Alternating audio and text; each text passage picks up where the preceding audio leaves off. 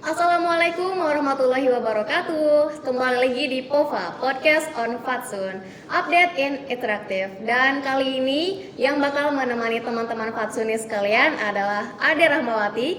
Biasa teman-teman panggil Ade, boleh ya?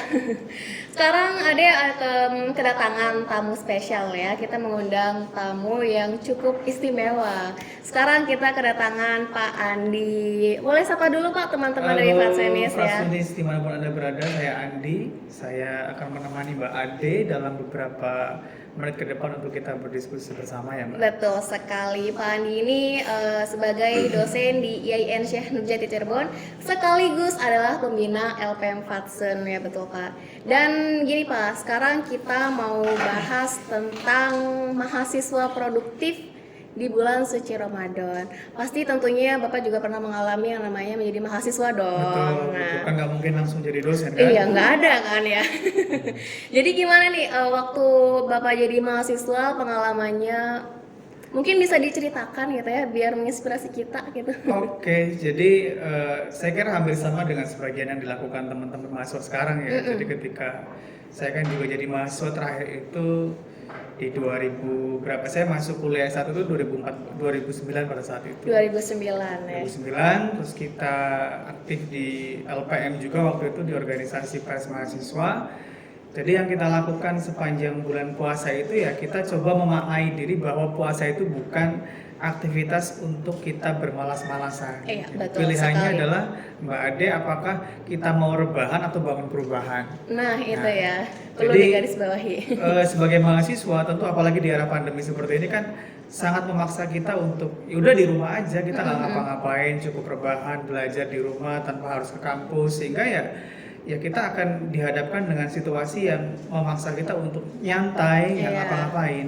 Nah, tapi ini kita harus rubah gitu bahasanya bahwa tadi saya bilang kita mau hanya rebahan atau ikut serta membangun perubahan. Oke. Jadi bagaimana dengan pola yang seperti itu kita juga mampu untuk merubah bangsa ini gitu ya, dengan apapun yang kita bisa lakukan. Iya, betul sekali. Yang terdekat misalnya teman-teman yang di lembaga pers kita bisa memproduksi tulisan, teman-teman yang yang concern dalam kajian keagamaan bisa mengajar ngaji anak-anak sekitar, menghindarkan mereka dari gadget ya, anak-anak yang atau kita bisa mengabdi ke panti-panti asuhan ya, mengisi Ramadan dengan produktif. Iya. Artinya produktif itu bisa dilakukan dengan apapun yang kita bisa dan Dengan mau kegiatan apapun ya, Pak. asal positif Iya, gitu ya. betul. Saya kira itu untuk yang kita memaknai produktivitas kita sebagai mahasiswa. Dan mungkin bisa digarisbawahi oleh teman-teman Fatsunis, ketika di bulan Ramadan ini kita mau ngapain nih, mau rebahan atau bangun perubahan ya Pak, betul ya. Teman-teman bisa memilih kegiatan positif mana nih yang tepat buat kita ngisi waktu untuk lebih produktif di bulan Ramadan. Iya, apalagi kalau kita berbicara soal tanggung jawab kita sebagai mahasiswa, Iya. itu kan bukan hanya sebagai insan pembelajar untuk diri kita sendiri, gitu ya. Kalau kita ngerti betul, misalnya mahasiswa itu kan punya tanggung jawab sebagai agent of social change, Iya, agent betul. of social engineering, agent of social movement. Bagaimana kita sebagai mahasiswa nggak cukup puas nih di kampus, yang penting saya belajar, kuliah, nilainya bagus, lulus cum laude, dapat istri suami cantik yang Waduh. ganteng, nanti masuk surga. Tapi kita nggak pernah tahu apa kontribusi kita bagi masyarakat misalnya. Iya, Nah, betul ini bisa sekali. dilatih dari kita sebagai mahasiswa. Bagaimana kita bisa berperan aktif, nyata keberadaan kita itu ada di masyarakat gitu. Kita di rumah misalnya puasa, ini ada mahasiswa loh, tapi kok di kamar terus, di rumah nyetel TV, main HP, tapi tidak berdampak sosial bagi masyarakat sekitarnya. Oke. Nah, ini yang perlu digarisbawahi bagi teman-teman mahasiswa. Ayo kita lakukan perubahan yang terdekat dari yang kita bisa lakukan. Oke, jadi untuk melakukan perubahan tuh nggak harus dari hal-hal yang besar dan Betul, jauh ya Pak ya. betul. Mungkin di sekitar kita bisa ada yang kita lakukan ya. Kalau kita lebih peka dan ingin cari tahu gimana sih kegiatan yang bisa kita lakukan biar lebih produktif. Yes, Iya. tepat sekali. Soalnya kan kalau kita mahasiswa itu tidak hanya di kampus ya Pak. Soalnya dan kita juga harus berperan aktif di masyarakat juga. Betul sekali. Jadi kan masyarakat kita itu kan menuntut apa namanya kehadiran kita secara fisik dan juga pemikiran. Artinya naif sekali kalau kemudian mahasiswa hanya berpikir soal dirinya sendiri. Apalagi ini bulan baik, ya bulan penuh berkah, bulan penuh pahala, maghfirah, ampunan dan lain sebagainya. Kita bisa melakukan apa nih, kita coba tata ulang apa yang kita belum bisa kerjakan di bulan puasa yang kemarin. Apa kontribusi yang kita bisa berikan bagi masyarakat sekitar. Jadi nggak usah jauh-jauh. Kuncinya kan sebetulnya masalah terbesarnya kan bukan pada kemampuan, tapi pada kemauan. If there is will, there is way. Jika ada kemauan, pasti ada jalan. Tapi kalau teman-teman mau aja enggak gitu ya. Yang saya mau tadarus aja sendirian di kamar, saya mau menghatamkan Al-Quran sampai 30 kali, luar biasa sekali. Saya paling hafal atau hatam Al-Quran just 30 aja selama bulan puasa. Jangan ditiru ya kalau yang begini ya. Jadi kita beribadah secara spiritual tapi personal. Tapi kita melupakan ibadah sosial. Bagaimana kita sebagai insan intelektual bertitel mahasiswa itu mampu melakukan ibadah sosial sehingga tujuan puasa untuk mewujudkan kesalehan sosial bisa diwujudkan kita sebagai mahasiswa.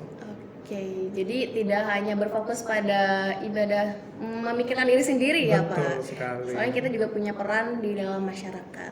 Nah mau nanya lagi Pak, kalau peran mahasiswa di kampus dan di masyarakat itu sebaiknya bagaimana nih Pak? Ya, sebaiknya begini, kalau ini bicara soal pengalaman ya, saya juga tidak kemudian ini bahasanya fatwa atau apa, karena kebetulan saya hanya pernah menjadi mahasiswa lebih dulu dibandingkan dengan teman-teman yang lain. Ini juga supporternya kan banyak di sini. Ini kita disaksikan oleh 5.000 pasang mata ya. Banyak banget di sini ya, tidak bisa terhitung ya. Supporter kita juga asik sekali main HP masing-masing. Benar. Jadi yang tadi saya sampaikan, artinya teman-teman itu tidak boleh melupakan tanggung jawab kita sebagai mahasiswa kepada urusan personal. Artinya apa? Kita punya tanggung jawab untuk membahagiakan orang tua, jelas. Kita harus punya prestasi akademik yang bagus. Kita harus lulus pada waktu yang tepat ya. Tidak harus tepat waktu ya, pada waktu yang tepat. Karena banyak yang lulus tepat waktu juga akhirnya nganggur juga kan. Tapi banyak juga yang lulus pada waktu yang tepat, dia tahu harus melakukan apa. Ini bukan karena saya lulus pada waktu yang tepat. Jadi ijtihad personal harus dilakukan. Kuliah yang rajin, disiplin, yang pinter, IPK yang bagus ini keren. Tapi juga kita harus memikirkan bagaimana ijtihad sosial tadi. Makanya dengan teman-teman aktif di organisasi apapun itu, di UKM, UKK apapun itu, ini bagian dari kita untuk mengasah kepekaan sosial kita. Sehingga jangan merasa bangga kalau kita lulus dari IAIN Cirebon misalnya yang kuliah di sini, terus IPK-nya 3,9 atau 5,0 misalnya, nggak ada ya. Itu sudah melebihi batas ya. Sudah IPK-nya bagus tapi kehadirannya secara langsung di masyarakat nggak pernah dirasakan. Siapa sih Mbak Ade itu? Saya nggak pernah kenal dia kok. Ya dia lulus aja, cepat, terus kemudian IPK-nya bagus, tapi nggak punya kontribusi buat masyarakat. Sehingga ini harus berimbang. Ya, aktivisme kita sebagai mahasiswa, sebagai orang yang aktif di berbagai macam organisasi harus diimbangi juga dengan kepedulian kita, tanggung jawab kita secara personal untuk akademik kita. Jadi harus seimbang, 50-50 antara tanggung jawab personal dengan tanggung jawab sosial. Jadi emang sebagai mahasiswa itu harus balance ya Pak, antara tanggung jawab personal dengan tanggung jawab sosial. Betul sekali. Jangan sampai kita mementingkan diri sendiri terus ya. Jadi kita mengabaikan tanggung jawab sosial sebagai mahasiswa. Dan jangan sampai kita menelantarkan akademis kali ya Pak. Jadi mungkin terlalu sibuk di organisasi sampai akademisnya di nomor 2-kan atau dikebelakangkan. Jadi sebisa mungkin teman-teman Fatsunis lebih balance antara akademis dan tanggung jawab sosialnya ya. Mungkin ini lagi Pak ada pertanyaan dari titipan nih dari teman-teman Fatsunis ya Pak ya. Nitipnya bayar nggak tuh kalau? Nggak tahu nih pasang tarif berapa kalau ada pertanyaan ya. Gini Pak, biasanya kan kalau mahasiswa tuh pasti ya ada yang namanya ngekos ya Pak ya. Nah itu biasanya kendala atau mengatasi hal tersebut itu gimana Pak? Ya sebetulnya kalau ini kan bagian dari diferensiasi ini ya soal katakanlah tempat tinggal mahasiswa. Jadi ada yang ngekos, ada yang pulang ke rumah gitu ya. Betul. Bahkan ada yang juga jadi takmir masjid misalnya. Saya juga pernah jadi takmir masjid selama 2 tahun ketika ambil S2 dulu di Semarang gitu. Jadi saya kira dimanapun kita tinggal itu tidak jadi halangan untuk kita berproses gitu ya. Meskipun pernah saya lakukan kajian secara umum gitu ya. Dulu ketika masih ada sebagian besar yang mahasiswa yang tinggal di rumah dengan orang tua, terkadang kebebasan dia untuk aktif itu lebih terbatas dibandingkan dengan yang di kos ataupun yang pisah dengan orang tua. Tapi sekali lagi ini bagian dari pilihan sebetulnya. Jadi kampus ini kan kayak rimba ya. Kita itu kayak masuk di hutan gitu. Inputnya sama, teman-teman masuk PBAK itu sama, Mbak Ade dengan teman-teman yang lain itu masuk PBAK-nya sama. Tapi kita akan berproses menemukan banyak hal yang berbeda. Ada yang ketemu singa, ada yang ketemu badai, misalnya ketemu buaya misalnya. Digombalin terus dipisahin, digalin, mungkin kan begitu. Ada yang ketemu buaya, ketemu singa, ketemu raja hutan di singa ya, ketemu kera dan lain sebagainya. Ini proses yang nanti akan ditemui mahasiswa. Nanti keluar dari hutan, dia akan jadi pribadi yang berbeda-beda meskipun dengan input yang sama. Sesuai yang dia temui ya, sesuai yang dia temui, dan apakah dia kalah oleh keadaan yang misalnya kayak lumpur yang pekat kemudian membuat dia hanyut, apakah dia bisa keluar sebagai pemenang dalam kehidupan di rimba yang tadi saya sebutkan. Jadi pilihannya adalah try to be a different people. Jadi pribadi yang berbeda. Jadi pribadi yang berbeda. Ada satu dalil ya, ini dalil tidak bersumber dari Al-Quran, tapi if you want to get something you never earn, you must do something that you never done. Ini artinya dari bawah sini ya, dilarang merokok artinya. Jadi jika kamu ingin mendapatkan sesuatu yang tidak pernah kamu dapatkan sebelumnya, maka lakukan sesuatu yang tidak pernah kamu lakukan sebelumnya. Kayak seperti mungkin lakukanlah apa yang seperti ingin kamu dapatkan ya Pak, seperti itu. Betul. Jadi kalau misalnya mahasiswa yang lain habis pulang kuliah terus di rumah saja tidur, ngegame dan lain sebagainya, itu kan usahanya minimal. Untuk menjadi mahasiswa yang berbeda harus melakukan usaha yang berbeda. Untuk menjadi mahasiswa yang luar biasa harus melakukan hal yang luar biasa. Yang lain masih mungkin ya pacaran, kemudian jalan-jalan dengan pacarnya masih pakai uang orang tua misalkan, traktir nonton dan lain sebagainya, uangnya masih pakai uang orang tua. Tapi kita coba cari pilihan yang berbeda. Saya nggak mau jadi kayak mereka. Saya mau menghabiskan banyak waktu. Kalau dosen satu hari baca satu buku, saya harus baca 5 buku. Perpustakaan IAIN Cirebon kan juga sekian lama kan lumayan sepi. Ramai itu ketika menjelang UTS dan skripsi. Jadi siklusnya mulai banyak tuh. Tapi kalau kita mau jadi yang berbeda, yang lain sedang menikmati kehidupan dia sebagai manusia gitu ya, dengan hiburan-hiburannya, kita masih sibuk dengan belajar. Pasti outputnya akan berbeda. Dia masuknya sama, tapi kita banyak menghabiskan di perpustakaan, kita banyak turun mendampingi masyarakat miskin kota, masyarakat marginal, kita mengawal masyarakat di luar kampus. Nah ini pasti akan menjadi minimal kita punya kematangan intelektual dan sosial yang berbeda dibandingkan dengan yang lain. Jadi gitu ya teman-teman Fatsunis. Kalau misalkan walaupun ini nggak ada minumnya ya, saya haus ya. Nggak ada. Bulan puasa ya. Produktif di bulan Ramadan. Ini ketahuan kalau narasumbernya nggak pernah puasa. Gitu ya.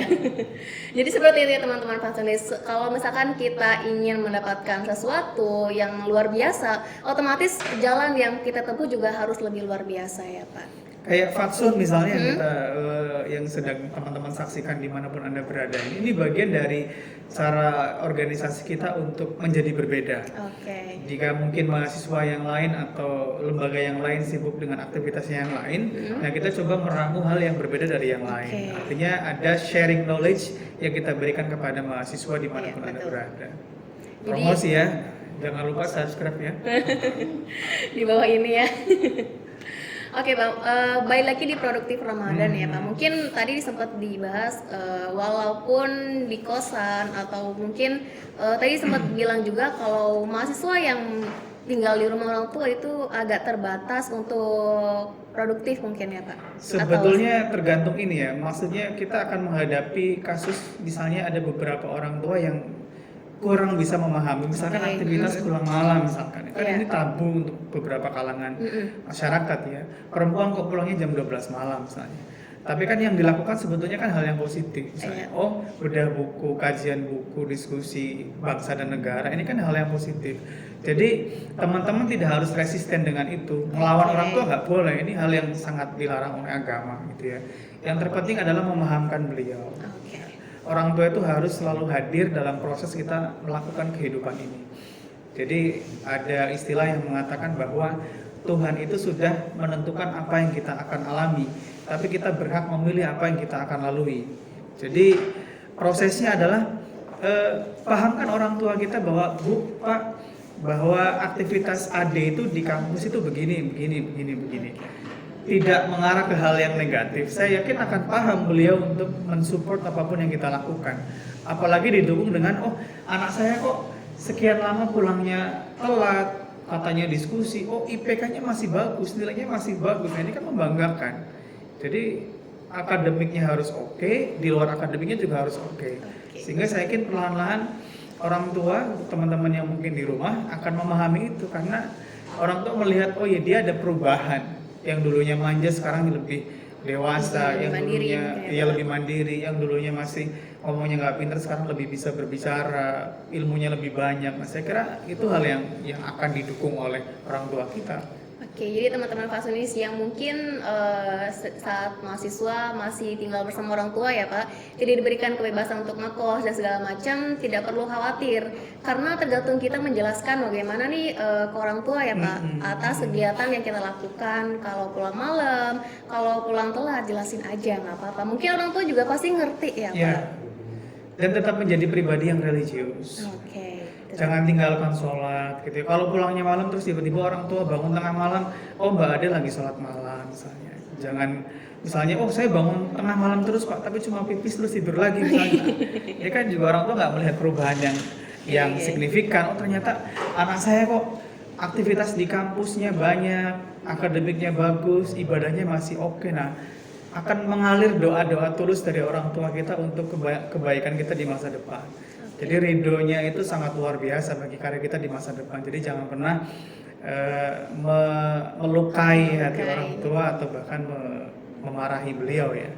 Karena kalau kata orang, ridho Allah terletak pada ridho orang tua. Betul sekali. Katanya sih. Bukan ridho Roma ya. Ridho bukan. Masuk penjara kalau ridho Roma ya. Oke Pak, ini masih ada yang nitip Pak. Nitip lagi banyak sekali. Iya, nggak tahu nih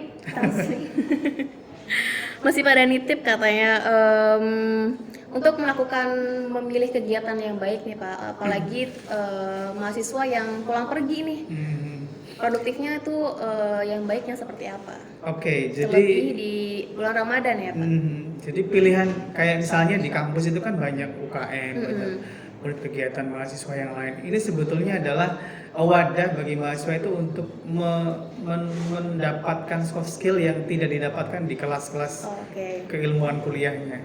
Sehingga proses mengenali diri itu yang paling penting. Kita harus muhasabah ya, harus, kalau dalam bahasa ilmunya itu harus reinvensi. Reinvensi itu menemukan kembali siapa diri kita. Saya tuh sebetulnya punya minat di bidang apa? Oh, ketika SMA misalnya saya kayaknya punya kecenderungan di bidang tulis menulis, maka Fatsuna adalah pilihan yang terbaik. Sehingga yang terbaik adalah menjadi diri sendiri dan menjadi orang yang mengembangkan bakat yang kita mampu dan kita kuasai. Jangan dipaksakan, misalnya saya nggak bisa dakwah tapi saya ikut LDM misalnya, saya nggak bisa nulis pun bisa berproses ya kalau kita mau belajar. Jadi sebetulnya yang terdekat adalah nyamannya kita di mana. Nyaman itu sesuatu hal yang langka. Kalau kita sudah nyaman kan jadinya kan cinta begitu ya. Jadi kayak proses mengikuti UKM itu, apapun lembaganya itu, kalau misalnya di Fatsun itu kan 99% itu kan cinta, 1%-nya itu kan tinta sebetulnya. Jadi proses itu kan cuma 1% aja, tapi kalau kita sudah cinta, sudah nyaman, kita pasti akan asik untuk melakukannya. Jadi teman-teman kalau mau milih lembaga apa yang pas ya yang sesuai dengan bakat dan minat kita. Ya, meskipun bisa diasah secara terus-menerus. Jadi mungkin teman-teman Fatsunis yang bingung nih cari kegiatan yang lebih produktif, kegiatan yang baik untuk produktif di bulan Ramadan itu seperti apa? Mungkin teman-teman bisa menyadari minat kita tuh di mana ya Pak ya. Jadi kita bisa menyesuaikan dengan apa yang kita minati. Kalau kita udah senang, kita udah minat ya Pak, pasti udah jalan aja. Selama kegiatan itu positif ya. Kita nggak ikut-ikutan ke hal-hal yang negatif ya, karena kan milenial itu kan juga banyak potensi untuk melakukan hal yang tidak baik ya. Kalau kita salah pergaulan kan bisa jadi kita akan terjerumus ke dalam hal yang tidak baik itu. Sehingga pilihannya adalah apapun kegiatannya, selama itu positif, lakukan itu. Oke. Yang penting berdampak langsung bagi diri kita, bagi orang tua, dan juga bagi masyarakat. Oke, ini Pak, menurut keresahan pribadi mungkin ya Pak, ada pernah mengalami fase yang, aduh bingung minat aku apa ya, bakat aku apa ya, kayak nulis suka, terus kayak mungkin nyanyi suka, atau mungkin fotografi suka. Jadi mana nih yang harus kita perdalami gitu? Oke, sebetulnya ada beberapa hal yang juga tidak percaya dengan bakat. Iya, sebetulnya. mungkin Jadi, seperti itu. bakat itu ada yang dipahami sebagai innate thing dengan non-innate thing. Innate itu artinya bawaan lahir. Oh, oke. Jadi ada yang merasa bahwa dia punya bakat kepemimpinan sejak lahir misalnya. Nah, kita tergantung percaya tidak dengan hal itu. Oke. Tapi kalau bagi saya makanya kan namanya kan bakat dan minat sebetulnya. Kalaupun kita tidak berbakat, kita masih punya minat. Ya. Jadi keduanya bisa diasah, bisa diolah by proses. Terbentuk akhirnya. Jadi ada proses yang dilakukan. Kayak nulis misalnya ini kan ongoing proses. Nggak mungkin kita semester 1 tulisannya kok langsung bagus. Pasti ada proses selama kita nggak berhenti belajar. Nah, jadi setelah kita mampu mengenali minat kita, ya kita coba ke minat ya. Kita mampu mengenali minat kita, ya kita asah aja terus mana yang kayaknya kok ini menjadi profiling saya di masa depan. Yang lebih disukai Yang banget lebih ya, disukai Pak? dan ada potensi untuk karir di masa depan. Kayak saya pribadi misalnya dulu ketika di LPM saya sudah meniatkan diri meskipun saya nggak begitu pintar nulis, saya akan belajar menulis. Dan ini adalah karir saya di masa depan. Sehingga saya concern hanya fokus di bidang tulis menulis dari mulai semester 1 sampai dengan lulus kuliah. Dan berikutnya pun juga concernnya di bidang yang sama. Sehingga potensi karir yang sekarang didapatkan dengan berbagai macam aktivitas itu juga dari menulis.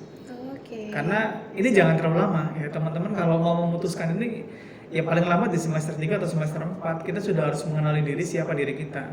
Kita itu minatnya di bidang apa. Jangan sampai semester 7 masih merasa bahwa saya kok salah jurusan. Itu yang jadi keresahan, Pak. Ini kan masih banyak yang merasa saya kok salah jurusan ya. Jadi lupakan soal salah jurusan. Jadi apapun jurusannya kita bisa berproses menjadi apapun. Jadi ini kan hanya pengantar saja. Banyak kok pengusaha yang nggak lulus kuliah kok. Banyak kok pemimpin yang tidak sampai atau tidak mengambil bidang ilmu politik kok. Nah ini kan peluang ini kan dia berbasis dari minat kita sebagai pribadi. Minat tidak selamanya relevan dan hierarkis dengan prodi kita. Ya, makanya ada UKM yang mewadahi minat kita selain di prodi kita masing-masing. Oke, betul. Gini Pak, Ade sendiri pernah ngerasain ya, jadi kayak apa ya, lapar mata sama keahlian orang gitu Pak. Jadi ketika kita lagi coba nih mendalami dunia tulis menulis ya Pak.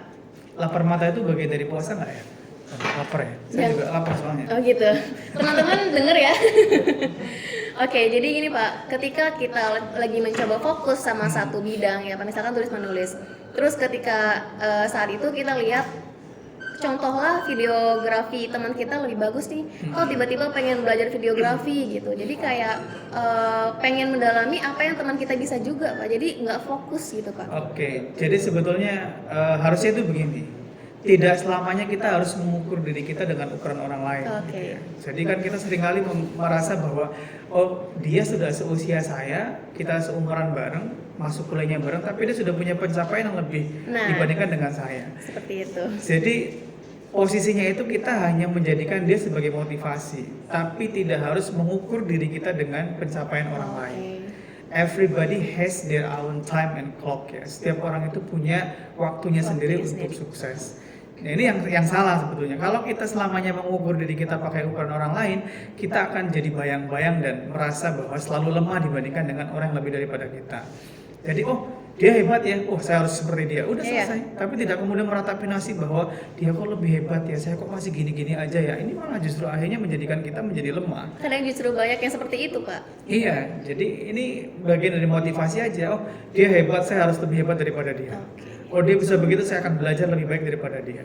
Bukan dengan kemudian menjadikan diri kita lemah karena tidak bisa seperti dia.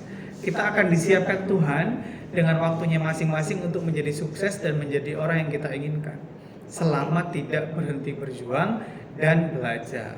Oke, memang kalau ingin fokus sama satu hal, terus jangan serta-merta iri sama keahlian orang. Dan ya, kuncinya Pak? fokus pada satu hal. Iya. Betul sekali yang dikatakan Mbak Ade ya.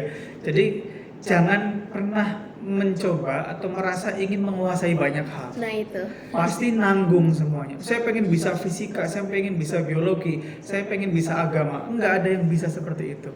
Pakar dan tokoh itu pasti satu bidang saja. Iya. Nggak ada pakar ahli biologi dan fisika Nggak ya, Pak? ada. Jadi kita harus fokus kira-kira bidang kita itu di apa. Soal pengembangan fokusnya kan nggak apa-apa. Contohnya begini, kita punya 5 keinginan misalnya. Saya pengen jadi dosen, saya pengen menghajikan orang tua, saya pengen jadi pengusaha, saya pengen jadi ulama, saya pengen jadi pengasuh pondok pesantren. Kita punya 5 keinginan. Banyak ya. Kan susah ya, Iya, kita mau betul. meraih 5 keinginan itu kan susah. Jadi cukup fokus pada satu keinginan untuk mewujudkan 4 keinginan yang lain. Oke. Oh, dengan saya jadi dosen misalnya, saya bisa meraih 4 keinginan yang lain. Sehingga yang saya kejar bukan 5 keinginan ini, tapi cukup satu keinginan yang bisa mewujudkan keinginan yang lain. Oke. Ini yang kemudian disebut sebagai fokus. Kita harus fokus di hal yang kita mau, kita mampu, dan kita bisa untuk Oke. melakukan itu. Mungkin bisa aja jadi kita jadi dosen, ujungnya bisa jadi pengasuh pondok pesantren, Bisa jadi pengusaha, bisa jadi pengusaha bisa jadi ya. Jadi kalau kita sudah fokus sama satu hal itu, bakal ada hasil yang lebih Betul. Maksimal ya, Pak? Maksimal untuk mewujudkan keinginan yang lain tadi itu. daripada kesampaian semua tapi setengah-setengah. Setengah-setengah. Gitu. Satu lagi nih Pak titipannya. Untuk tadi kan kita bahas tentang produktif di bulan Ramadan ya Pak. Gimana sih cara untuk kita tuh tetap semangat, jangan sampai kendor. Soalnya kan banyak teman-teman yang apalagi di keadaan pandemi seperti ini ya Pak. Kayak ya udahlah di rumah aja ya Ramadannya gitu. Jadi ya udahlah gini aja gitu. Banyak kata ya udahlah ya Pak. Iya. Ya, jadi sebetulnya pilihan untuk menjadi produktif itu kan tergantung kita sendiri ya. Sebetulnya tergantung kita masing-masing. Jadi saya hanya ingin mengatakan bahwa puasa ini bukan jadi penghalang. Gitu ya. Kita kan hanya diberi lapar dan dahaga saja, tapi kan proses kita untuk aktif kan masih sangat terbuka. Jadi sebetulnya jangan memaknai puasa itu kemudian sebagai hal yang menghalangi kita untuk berbuat baik ya. Makanya selagi kita mau dan mampu dan bisa, itu kita bisa melakukan apapun itu. Nah, cara kita untuk menjadi produktif itu yang tadi saya sampaikan, dengan kita melakukan hal yang kita mau dan mampu saja, yang terdekat di diri kita. Oke, kita sebagai orang yang pintar menulis, ya sudah bikin produktivitas dalam bidang quotes ataupun tulisan di media sosial. Ini kan simple. Bikin review tentang Ramadan misalnya, bikin tentang motivasi Islam atau apapun yang bisa dibaca oleh orang lain, selama bernilai positif. Ya. Atau teman-teman yang tadi saya bilang misalnya di kampungnya kok melihat di waktu-waktu prime time kok banyak anak yang lebih suka memegang gadget dibandingkan dengan baca buku atau baca Quran misalnya. Ayo kita rangkul mereka untuk yuk di rumah kita saja, nggak usah jauh-jauh. Nah, PR mahasiswa itu kan kemudian ketika nyampe rumah kan dia seakan-akan terpisah dari masyarakat gitu ya. Kita itu kaum intelektual, tapi ketika masuk kampung, kita pulang kampung, kita nggak ngelakuin apapun. Ke balai desa aja kita nggak pernah. Coba kita ke balai desa nanya apa kendala yang dialami oleh masyarakat sekitar, ada nggak yang bisa saya bantu misalnya. Oh, ada anak-anak yang butuh disentuh untuk kajian di ngaji. Nah, itu kan hal yang sangat kecil yang kita bisa lakukan. Atau lagi misalnya kan nggak perlu pakai materi ya. Jadi pengabdian kepada orang lain tidak harus diukur dari kemampuan finansial. Dengan tenaga yang kita miliki, kita misalnya punya wawasan pengetahuan nih Mbak Ade misalnya. Oh, saya punya minat kajian ini, bikin aja live streaming di Instagram. Siapapun yang melihat kita buka kajian itu kan produktif gitu ya. Jadi nggak cuma bertahan di kamar dari mulai sahur sampai dengan buka puasa, tapi kita nggak ngelakuin apapun. Tapi ada hal yang kita bisa, yang terdekat dari kita. Kalau kita punya uang, alhamdulillah kita bisa bantu buka takjil gratis ya. Kita bisa berkunjung ke panti-panti asuhan. Tapi kalau kita cuma punya tenaga, kita punya pemikiran, ya kita lakukan dengan apa yang kita punya itu. selama bernilai positif dan bermanfaat buat orang lain. Oke. Mungkin yang ada tangkap sendiri soal produk itu luas banget Luas artinya ya sekali, Pak. betul. Bukan cuma sekedar ikut unit kegiatan mahasiswa ya Pak. Jadi apapun hal terkecil yang bisa kita lakukan selagi itu positif, mungkin itu bisa dibilang dengan Produktif, ya, Pak. betul. Yang penting nggak cuma diam gitu rebahan, tapi terus bingung saya kok mau ngapain ya, cuma kuliah aja, ini kan nggak produktif sama sekali. Namanya kan produktif ya. Reproduktif itu kan artinya kita coba untuk ada aksi. Menghasilkan sesuatu.